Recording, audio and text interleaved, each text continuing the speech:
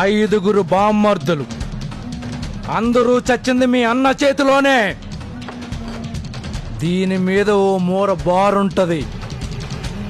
మీ అన్న కడుపులో ఒక్కొక్క బామ్మర్ది పేరు చెప్పి కస కస కస 6 పోట్లు పడిచినా. 6 పోటు. మళ్ళీ చెప్పు, మళ్ళీ చెప్పు. కస కస కస 6 పోట్లు పడిచా. పడతావేంటి? ఏ పడవకూడదా? అన్న మీద అటాక్ జరిగింది.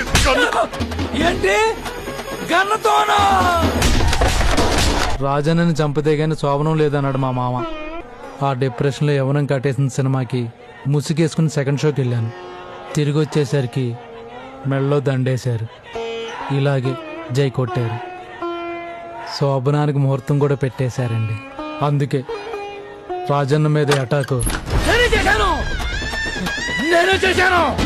మీకు పీపోతే నీ సీఏ సస్పెండ్ అవుతాడేమో. నేను కళ్ళారి చేసే పరుగుపోద్ది.